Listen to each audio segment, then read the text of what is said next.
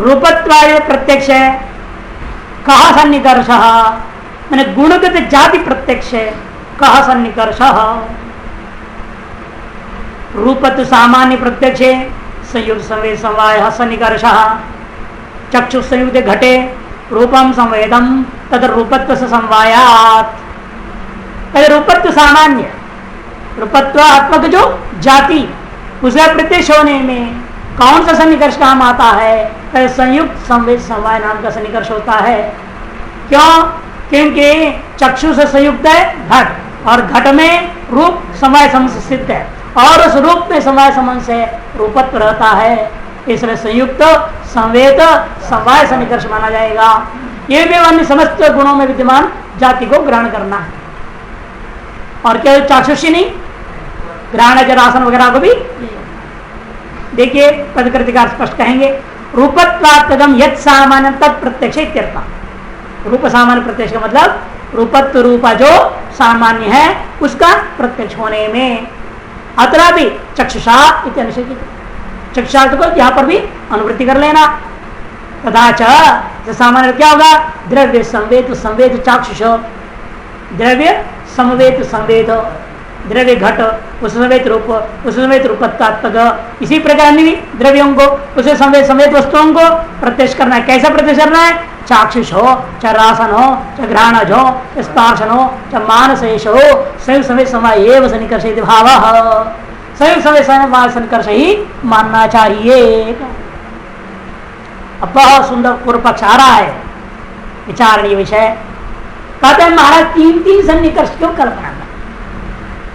संयोग सन्निकर्ष एक माना, संयुक्त समवाय आपने माना, संयुक्त संवेद समवाय माना, तीन की जरूरत ही नहीं। इन तीनों का प्रत्यक्ष के लिए एक ही सन्निकर्ष काम चलेगा, द्रव्य संयुक्त संवेद समवाय। इसी को ले लो, तीनों का प्रत्यक्ष घटा सकते हैं। कैसे? घट का प्रत्यक्ष में कैसे घटाओगे? संयुक्त संवेद समवाय घट जाएगा। अकल है, आपका काम नहीं कर रहा है, इनका काम कर दिया पूर्व पक्षी का। कहता है देखिए आप घट को सावय है या नहीं है ना? घट कहाँ रहता है? कपाल में। और कपाल कहाँ रहता है? कपालिका में। घट प्रत्यक्ष के लिए आपने संयोग से निकर्ष कहा ना, गलत कहा। होना चाहिए समय समय क्यों? चक्षु का संयोग हुआ कपालिका से, उसमें संवेद है कपाल, उसमें संवेद है घट, तो चक्षु संयुक्त संवेद समवाय सन्निकर्ष है। चक्षु के घट का प्रत्यक्ष हुआ कि नहीं हुआ? और उस घट में रूप है ना, इसका प्रत्यक्ष की बात है। अब यहां से हटाओ इसको, चक्षु का संयोग कर दो कपाल से, उस कपाल में है घट समवाय संबंध से, उस समय से रूप है, तो चक्षु से रूप का प्रत्यक्ष पर क्या हुआ? चक्षु संयुक्त संवेद समवाय सन्निकर्ष रूप प्रत्यक्ष हो गया। और तीसरा तो जो उन्होंने कहा वो है ही, चक्षु संयुक्त है घट, घट में रूप, रूप में रूपत्व, चक्षु संयुक्त घट, घट में रूप संवेद, रूप है संवेद, उसे समवाय रूपत्व, तो प्रत्यक्ष हो गया। तो तीनों के लिए काम आ गया कि नहीं आ गया? एक ही सन्निकर्ष से संयुक्त संवेद समवाय। तो तीन तीन क्यों मानोगे? संख्या के कटरो कम हो रहा है, राघव है, आप इतना महान गौरव कार्य क्यों कर रहे हो? पूर्व पक्षी पूछता है महाराज द्रव्य और तत्संवेद प्रत्यक्ष अपि, अपि कहते ना, मैंने गुणगत तो है ही है, रूपत्व के लिए तो आपने कर ही दिया, उसमें तो आपने मान ही लिया है संयुक्त संवेद समवाय, उसके लिए तो हमें कहना ही नहीं है। लेकिन बाकी दो किले जिसको आपने संयुक्त सन्निकर्ष माना और संयुक्त समवाय माना, उन दोनों में भी द्रव्य और तत्संवेद प्रत्यक्ष संयुक्त समवाय एव सन्निकर्षोस्तु यदि चेत नहीं तत्। क्यों? महाराज मानस प्रत्यक्ष से भी द्रव्य का प्रत्यक्ष होता है ना आत्मा का, क्या आत्मा सावयव है क्या? तो वहां कैसे घटाओगे? घट में कपाल, कपाल में कपाल ही था, तो चक्षु संयुक्त संवेद समय ले लिया। अब आत्मा है, अब आत्मा का कोई अवय हो, उसका भी कोई अवय हो, तब तो कहोगे अपन मन से संयुक्त ये हुआ, उससे संवेद, उससे संवेद आत्मा, ऐसे घटा सकते थे कि नहीं घटा सकते? जब संयुक्त समय समवाय से आत्मा का मन ने प्रत्यक्ष कर लिया, ऐसा तभी कह सकते हो यदि आत्मा सावयव होता। है नहीं,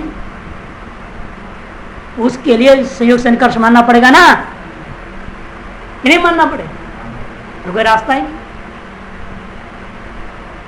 जब उसके लिए मान ही रहे हैं, ये क्यों मानो? जब घट का प्रत्यक्ष हो रहा है तो मेरी आंख पहले कपालिका को देखा और उस कपालिका में कपाल है समवाय संबंध से, उसमें घट, ऐसे क्यों जाओ? लाघव करो फिर यहाँ पर भी सीधे चक्षु का घट के सन्निकर्ष मान लो, संयोग सन्निकर्ष घट के लिए भी मान लो। जिसको आपने आत्मा के लिए अवश्यंभावी मानना है कि सन्निकर्ष को, वो अन्यत्र भी स्वीकार करने में कोई आपत्ति नहीं। वही करे, देखिए आत्मरोपे अनध्यक्षत्व प्रसंगात समस्या क्या होगा? आत्मा का प्रत्यक्ष ही नहीं होगा। यदि आप संयुक्त समय समय सन्निकर्ष मानोगे फिर आत्मा का प्रत्यक्ष नहीं हो पाएगा। इधर आत्मा का प्रत्यक्ष मानने के लिए आपको संयोग सन्निकर्ष मानना ही पड़ेगा, और आपका गुण के लिए संयुक्त समय मानना पड़ेगा। गुण के लिए संयुक्त समय तो बनेगा नहीं कि आत्मा निर्वय होता, वही समस्या रहेगी। आत्मा का जो गुण ज्ञान है उसे प्रत्यक्ष कैसे करोगे? संयुक्त समय सन्निकर्ष मानना पड़ेगा। मन से संयुक्त है आत्मा, उसे संवेद है ज्ञान, इसे संयुक्त समवाय सन्निकर्ष से उसका प्रत्यक्ष मानना ही पड़ेगा। अतएव जब आगे जरूरत है तो अन्यत्र सर्वत्र लगा लो इन चीजों को। और व्यवहार में भी क्या है, किसे पूछो तुमने घट को देखा कि नहीं? हाँ महाराज मैंने देखा। कैसे देखा? वर्णन करो। और यही वर्णन करेगा क्या? पहले मेरी आंखों ने कपालिका को देखा, ऐसे कहेगा कोई? कोई नहीं कहता। पढ़ा लिखा नहीं कहता, मूर्ख कहां से कहेगा? पढ़ा लिखा भी यही कहता मेरा सीधे अवयवी के संबंध हो गया। अवयव है इसे भी मालूम नहीं, अवयव पर ध्यान भी नहीं जाता। कितने अवयवों से बना है मालूम होगा क्या किसी को? कितने टुकड़ों को जोड़ के बड़ा घड़ा बना, जब तक ध्यान नहीं देगा उसके जोड़ों पे तब तक पता ही नहीं चलेगा। इसे साक्षात सीधा अवयवी के साथ संयोग होता है। इसे तर्क भाषा में न्याय का मूल ग्रंथ है ना, वही, ये नहीं वास्तव में। उन्होंने बताया इंद्रियां भी सावयव है, परमाणु रूप नहीं है, द्विणुकात्मक त्रिणुकात्मक है, वो भी सावयव है। आपको घट का प्रत्यक्ष हुआ, ये जो बोल रहे हो गलत बोल रहे हो। किसी ने भी आज तक घट को देखा ही? किसने देखा? आपने देखा? नहीं देखा। देखा भी और नहीं भी देखा। कैसे? अरे आपने आंखों से क्या देखा? सच सच बोलो तो केवल घट के सामने कैसा देखा? पीछे क्या लिखा है देखा तुमने? घुमाना पड़ेगा।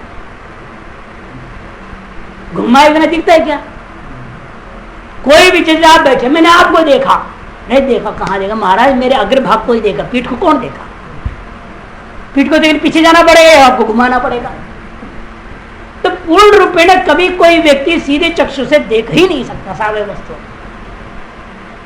जो भी देखता है पूर्ववर्तीनी वस्तु के अग्रभाग को ही देखता है, जिससे ये अवयव उन अवयव, जिन अवयव में संबंधित और उतनी ही अवयव का प्रत्यक्ष होता है, जिन अवयव से संबंध नहीं हुआ पृष्ठभाग का, उन अवयवों का प्रत्यक्ष आपको नहीं होता है। समग्रांगत्वेन कोई भी अवयवी को आज तक कोई प्रत्यक्ष नहीं कर सकता। इन व्यवहार क्या होता है? मैंने घट का प्रत्यक्ष कर लिया, घट को उठा के पूरा अवयव को उठा के ला रहे हैं। जिसका प्रत्यक्ष नहीं किया उस हिस्से को भी ला रहे हैं साथ में। जब घट को लाओगे तो क्या होगा? पीठ का छूट जाएगा क्या? जितना देखो उतना ही आएगा क्या? जिसको तुमने देखा नहीं वो भी हिस्सा भी साथ में आ जाता है। यही विलक्षणता व्यवहार है।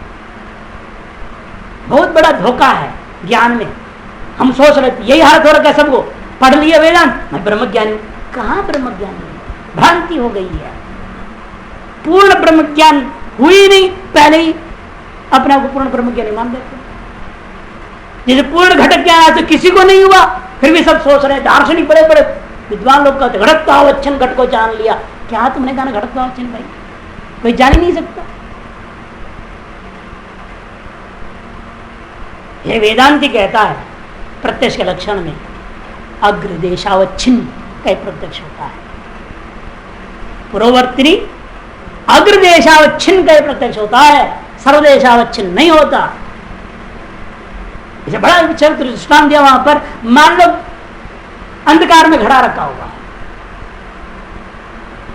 आप कहते प्रकाश संयोग के बिना घट का प्रत्यक्ष नहीं होता, और घट प्रकाश संयोग भी हम कर देंगे तो भी प्रत्यक्ष नहीं होगा आपको। कैसे करूंगा? दीपक को अंदर रख दूंगा, घट के भीतर पर ढक्कन लगा दूंगा, हल्का से छेद छोड़ दूंगा, अब बाहर खड़ा करो, अब घट दिखेगा अंधकार में आपको? घट का अंतर्देशावच्छेद में प्रकाश संयोग है, बहिर्देशावच्छेद प्रकाश संयोग न होने से घट का प्रत्यक्ष नहीं होता। इसे केवल प्रकाश संयोग कारण है कहने से नहीं होगा। बहिर्देशावच्छेद प्रकाश संयोग, बहिर्देशावच्छेद घट प्रत्यक्ष के प्रति कारण बनता है। ये सूक्ष्मता है ज्ञान की प्रक्रिया है। इसलिए यहां पर कहते हैं आत्मा का प्रत्यक्ष ही नहीं होगा यदि आप सर्वत्र समय समय से निकट स्वीकार करने लगोगे। क्यों? आत्मा निरवय है। जहां सावयव है वहां कल्पना, भले आप दार्शनिक कोई पूर्व पक्षी कल्पना कर ले, लेकिन लोक व्यवहार में ऐसा नहीं होता कि मेरे आंख पहले कपालिका को देखा, फिर कपालिकाओं में कपाल को देखा, उसमें घट को देखा, अरे द्रव्य सही है घट का प्रत्यक्ष किया। ऐसा कोई व्यवहार में नहीं होता, बल्कि जो व्यवहार हो रहा है वह भी भ्रांति ही है, असम्यक ज्ञान, सम्यक ज्ञान नहीं। और कहते ठीक है भाई, तत्र च का से निकलती है। सूत्र में आगे कहते हैं भाई ठीक है, शब्द प्रत्यक्ष का सन्निकर्ष, शब्द प्रत्यक्ष कौन सा निकर्ष काम होता है? श्रोत्र ने शब्द साक्षात्कार संवाह सन्निकर्ष, कर्ण विवृत्ति आकाश श्रोत्रत्वात्, शब्द से आकाश गुणत्वात्, गुण गुणोश संवायात्। शब्द का प्रत्यक्ष में कौन सा निकर्ष काम आता है? यहाँ संयोग से शुरू नहीं कर सकते आप। ये जो इंद्रिय है श्रोत्र इंद्रिय एक ऐसा है, यह आकाशात्मक ही है और आकाश निरवय है, इसे संयोग की संभावना खत्म है। किसके साथ संयोग कर? निरवय कहीं संयोग होगा क्या? आकाश के साथ संयोग होगा क्या? नहीं। इसे कहते हैं कर्ण विवरवर्ती आकाशस्य श्रोत्रत्वा। कर्ण विवरवर्ती, कर्ण के जो छिद्र के भीतर में जो आकाश है वो आकाश श्रोत्र नामक इंद्रिय है। अतएव श्रोत्र के द्वारा जो शब्द को मैं साक्षात करना चाहूंगा तो वह समवाय सन्निकर्ष मानना पड़ेगा। क्यों जी? क्यों शब्द से आकाश गुणत्व है। ये शब्द क्या है? आकाश का गुण है, और श्रोत इंद्रिय क्या है? आकाश है। श्रोत इंद्रिय क्या है? आकाश है। शब्द है आकाश गुण, गुण गुणिनो समवाय, गुण गुणी का संबंध समवायी होता है। इस शब्द का श्रोत इंद्रिय के साथ आकाश आत्म श्रोत से संबंध होगा, समवाय ही होगा। अतः समवाय सन्निकर्ष उसका प्रत्यक्ष होता मानना चाहिए। किंतु समवाय का प्रत्यक्ष होता है क्या? समवाय का प्रत्यक्ष होता है? नहीं होता। इसलिए हमने कहा ऐसे मानना चाहिए। दार्शनिकों ने व्यवस्था दी, गुण समवाय संबंध से रहता है, इसलिए हम समवाय सन्निकर्ष मान रहे हैं। अब घट रूप जो है घट में समवाय संबंध से है बोल दिया, आपको समय दिख रहा है क्या दोनों के बीच में? बल्कि वेदांती कहता है वो दिखाई देता है। वेदांती कहता है घट में घट रूप तादात्म्य संबंध से, तद्रूप नहीं विद्यमान है। घट से भिन्नत्व कुछ प्रतीत नहीं होता है रूप नाम से। अच्छा, घट अभिन्नत्व ना, गुण दृष्टिया भिन्न कल्पन भले करूं, किंतु वास्तविक दृष्टिया वस्तु दृष्टिया अभिन्न है। भिन्नाभिन्नात्मक तादात्म्य संबंध रूप से वहां रूप हमें दिखाई देता है। घट में वहां तादात्म्य दिखाई दे रहा है। क्यों? वह घट और घट रूप अत्यंत अभिन्न रूपेण उपस्थित है। तदेव आत्मा अस्य इति तादात्म्य, तस्य भाव तदात्मा तस्य भाव तादात्म्य। माने घट रूप का आत्मा माने स्वरूप निष्ठा कहाँ है? घट ही है। घट ही है आत्मा जिसका, उसका नाम तदात्मा, तस्य भाव तादात्म्य नाम का संबंध मानना। ये तो महसूस होता है क्यों? घट हम उठाते हैं, घट रूप भी उससे अनन्य भाव स्थित अनुभव में आ रहा है। लेकिन समवाय नाम के पृथक पदार्थ है और रूप और घट अलग अलग चीजें हैं, गुण और गुणी, उन दोनों को जोड़ रहा है समय नाम का संबंध, ये दार्शनिक ने कहा और हमने माना, इतना ही कहना पड़ेगा, अनुभव का विषय नहीं है। अनुमेय समवाय संबंध का भी अनुमान करते हैं, 5 चीजों का बीच में समवाय संबंध माना उन्होंने, गुण गुणी, क्रिया क्रियावान, द्रव्य और गुण, अवयव अवयवी और नित्य द्रव्य का विशेष के साथ, इन 5 स्थलों में वे बीच में समवाय नाम की चीज कल्पना करते हैं। शब्दत्व साक्षात्कार कहा सन्निकर्ष, शब्दत्व साक्षात संवेद समवाय सन्निकर्ष, श्रोत संवेद शब्द शब्दत्व से समवाया, शब्द साक्षात्कार में संवेद समवाय सन्निकर्ष मानना। क्यों? श्रोत्र आकाश रूपा है, उस समवाय संबंध से विद्यमान शब्द है और शब्द में शब्दत्व जाति विद्यमान है।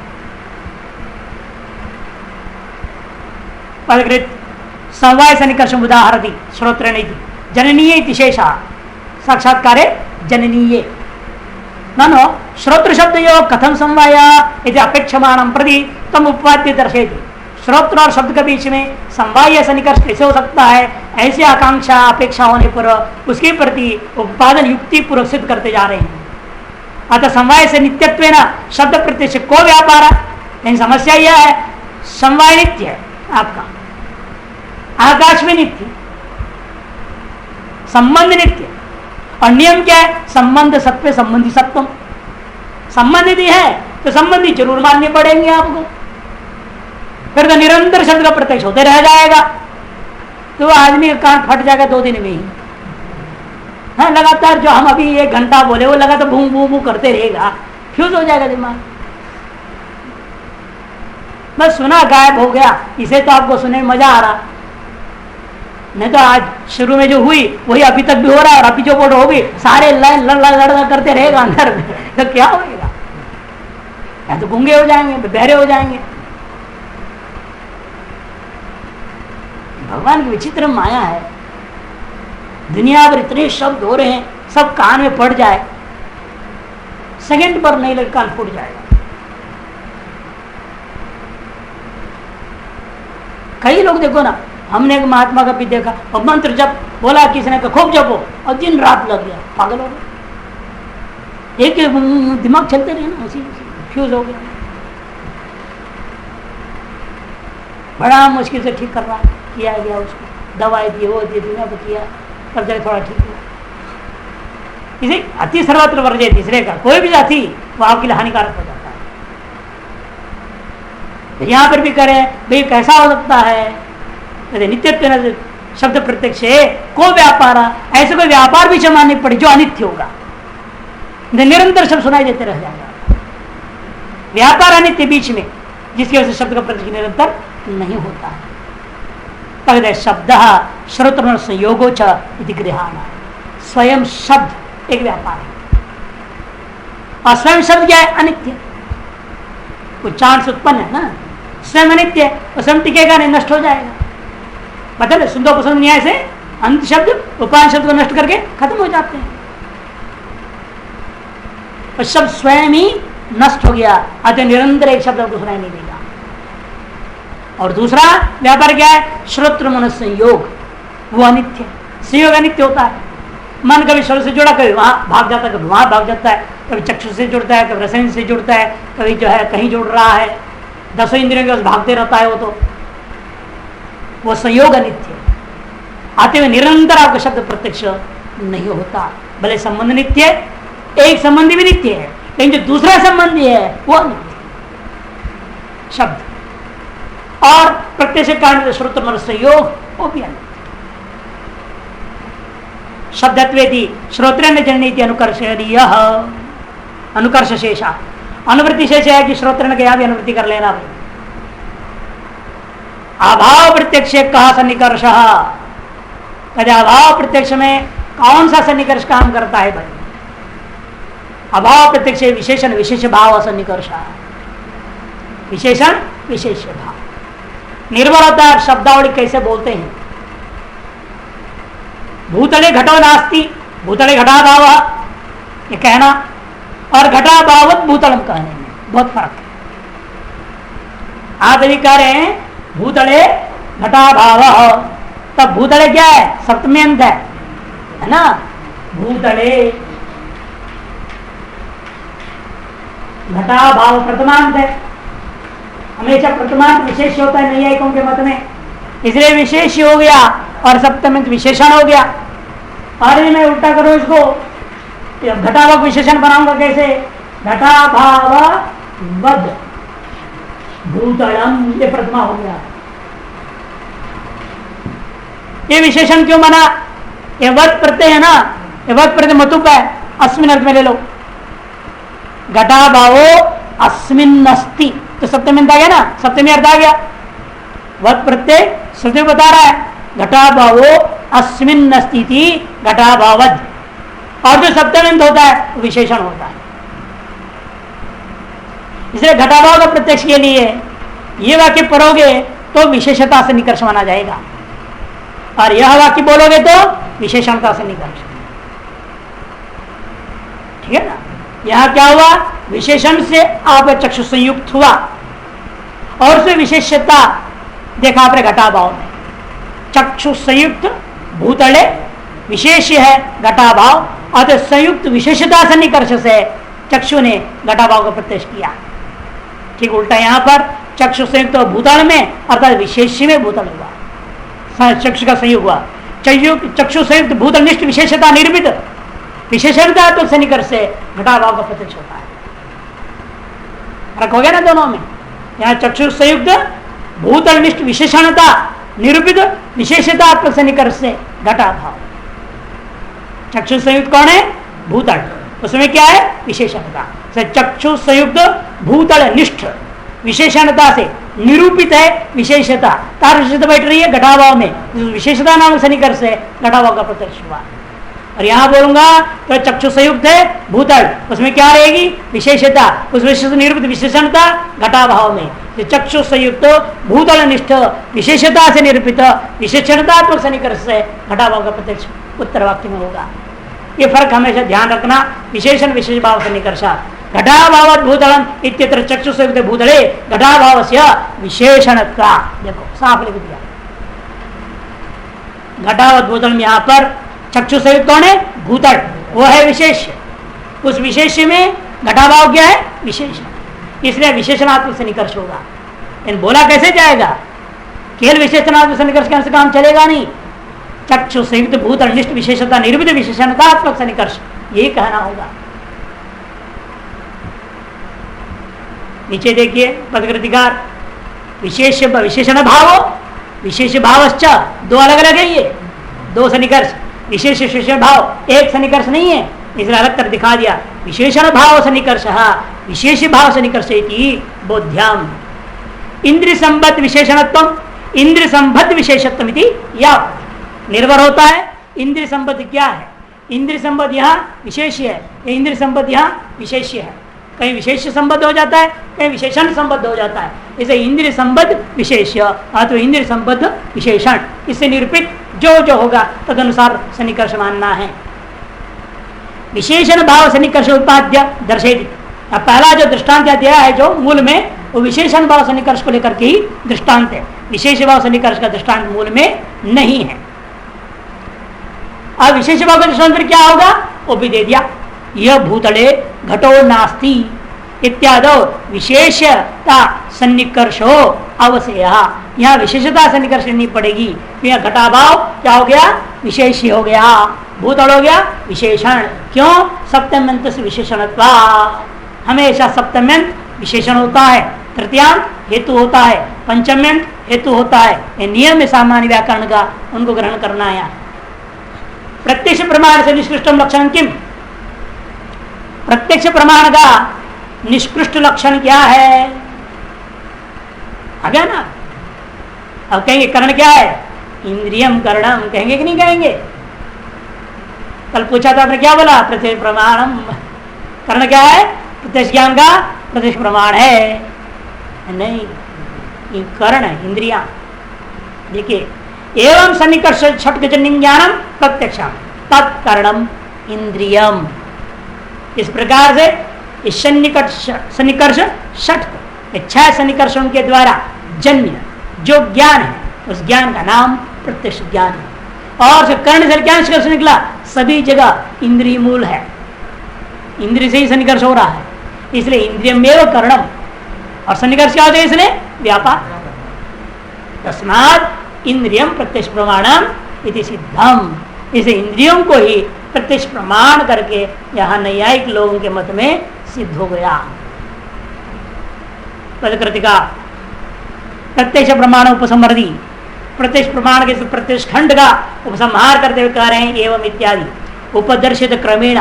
एवं मने कहा शुरुआत विचार अनुभव चतुर्विध से, वहां से फिर कर्ण आया, कर्ण को लेकर विस्तार हुआ, कर्ण प्रपंच हुआ, फिर ये सब आए कारणों का लक्षण सब कुछ लिया।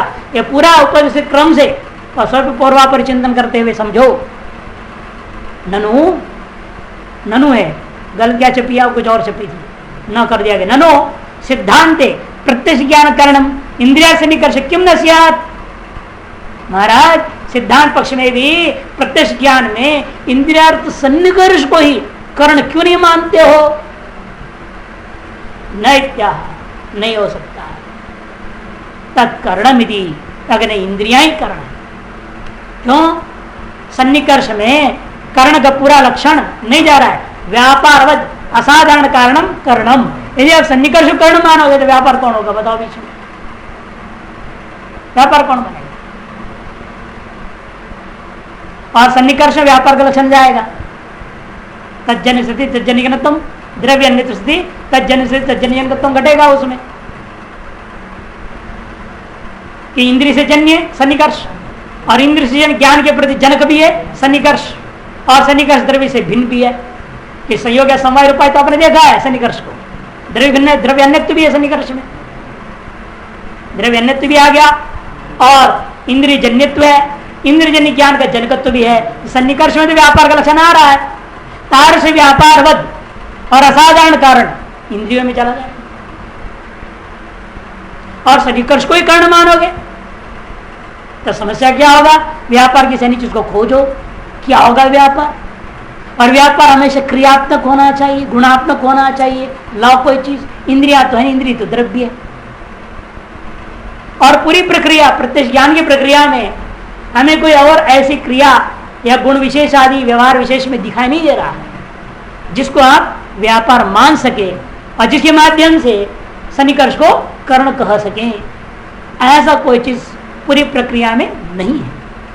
अतएव मानना पड़ेगा इंद्रियों को कर्ण और सन्निकर्ष को व्यापार। प्रत्यक्ष प्रमाण निगम निष्कृष्टता पूर्वक फाइनल डिसीजन दे रहे हैं, अंतिम निर्णय क्या है? प्रत्यक्ष प्रमाकरणत्वात् इत्यर्थ। इंद्रियां ही कर्ण है। क्यों? प्रत्यक्ष प्रमा का बहिकरण होने से। सिद्धांत का मतलब क्या? न्याय सिद्धांत सिद्धम इत्यर्थ यदि पदकृति के प्रत्यक्ष परिच्छेद। इस प्रकार पदकृति में प्रत्यक्ष प्रमाण का विचार पूरा हो गया। अथानुमान खंडम, अथानुमान खंडम। अब अनुमान खंड आरंभ होता है। अनुमान का रूपी अनुमानात्मक एक खंड है, खंड शुरू हो जाएगा। खंड क्यों कहते हैं आप? कहते हैं प्रत्यक्ष परिच्छेद समाप्त। हाँ, क्यों नहीं कहा प्रत्यक्ष खंड समाप्त? और अन्य तो प्रत्यक्ष खंड भी लिख देते। प्रत्यक्ष खंड है प्रथम, द्वितीय जो अनुमान खंड है अथानुमान खंडम। खंड किसको कहेंगे? भाग, सीधी सीधा। अखंड माने भाग रहित। अनुमान खंड का मतलब क्या? अनुमान चासौ खंडश्च माने प्रमाय भाग विशेषश्च।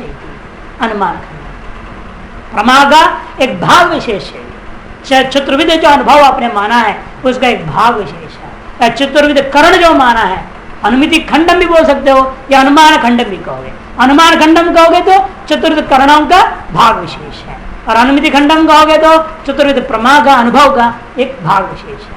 इसलिए इसका नाम अनुमान खंडम कह दिया। परिच्छेद का भी वही अर्थ है। प्रत्यक्ष परिच्छेद कहो, अनुमान परिच्छेद कहो, और बल्कि पूरे न्याय सिद्धांत मुक्तावली के एक नाम है भाषा परिच्छेद। न्याय सिद्धांत मुक्तावली का असली नाम के ग्रंथ का बाद में नाम रखा गया है। उसका जो लेखक था मुख्य, उसका नाम उसने रखा था भाषा परिच्छेद, उसका नाम। भाष्यते अनया न्याय दर्शन पदार्थानिधि भाषा, जिसके द्वारा न्याय दर्शन के पदार्थों का कथन किया गया उसका भाषा है। और पदार्थों में सीधा कथन नहीं किया, परिच्छेदशः भागशः कथन किया है, इसलिए उसका नाम भाषा परिच्छेद। परिच्छेद का मतलब भाग होता है। अनुमान से किम लक्षणम, सबसे पहला आया अनुमान का क्या लक्षण कि अनुमिति करणम अनुमान, अनुमिति का जो करण है वो अनुमान कौन है, आगे और विचार होगा। प्राचीन मत में परामर्श को मानेंगे, लिंग परामर्श को, और नव्य मत में व्याप्ति ज्ञान ही करण, जो हमने कल लिखा था व्याप्ति ज्ञान नव्य मत के अनुसार। अनुमिति करणम अनुमान, प्रत्यक्ष अनुमान यह। अब ये भी विचार करना है प्रत्यक्ष खंड के बाद अनुमान खंड क्यों, प्रत्यक्ष अनुमान क्रम क्यों रखा आपने, प्रत्यक्षानुमिति उपमिति शब्द क्यों क्रम रखा आपने, प्रत्यक्ष के बाद अनुमिति क्यों। तब कारण यही है प्रत्यक्ष और अनुमिति कार्य कारण भाव है। प्रत्यक्ष से व्याप्ति ग्रहण करोगे तो अनुमिति होगा। इसे कहते हैं कार्य कारण भाव संगति में अभिप्रेत्य प्रत्यक्षानुमान कार्य कारण भाव संगति में प्रेत्य प्रत्यक्षानंतरम अनुमानम निरूपयति।